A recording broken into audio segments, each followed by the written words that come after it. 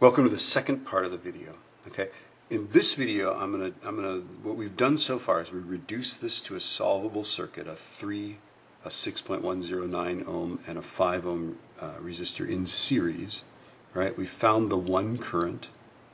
We said that was the reading on the ammeter, and then we used IR to find both the reading on this voltmeter and the voltage across the reduced circuit.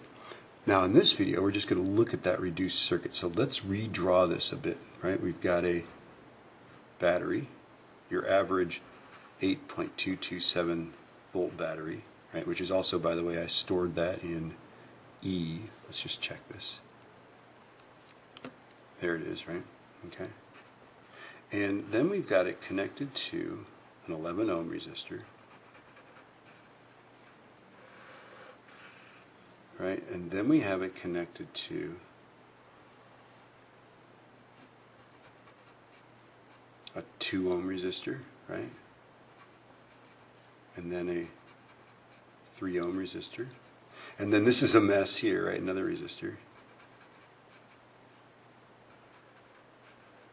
I just like to draw those all out in one straight line, right? So this is this guy here, it's the 2, then the 3, then the 5.739,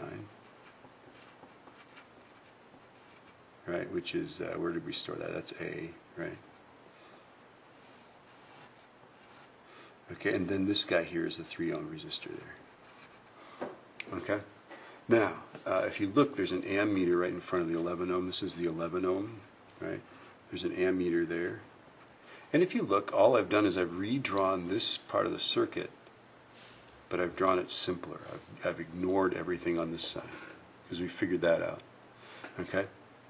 So now we're set. We're just going to pretend that this is the circuit, right?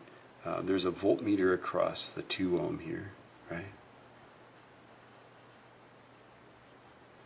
There's a voltmeter across this thing,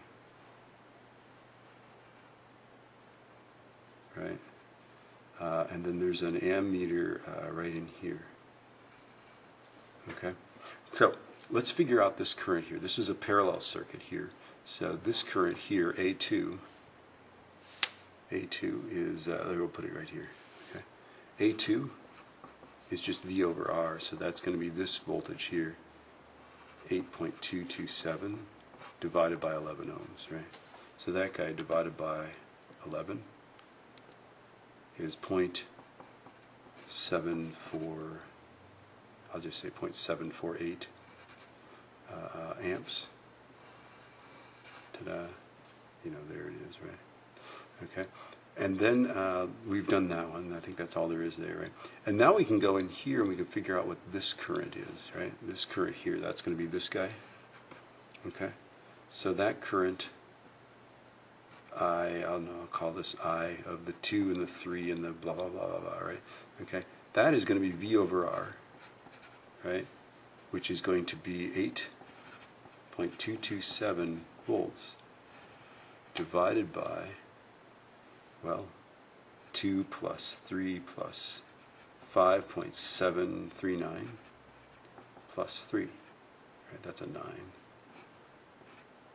Okay, so let's do that. Let's see, alpha D, nope, alpha E is that thing, right? So alpha E divided by parentheses 2 plus 3 plus A.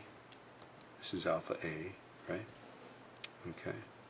Plus 3, right parentheses. And I'm going to store that in, let's put it in F. Okay. And that is, this current is 0.598, 5988, we'll just say, amps.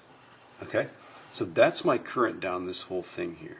So now I can pick off voltmeters, right? There's a voltmeter across this guy and a voltmeter across that, right?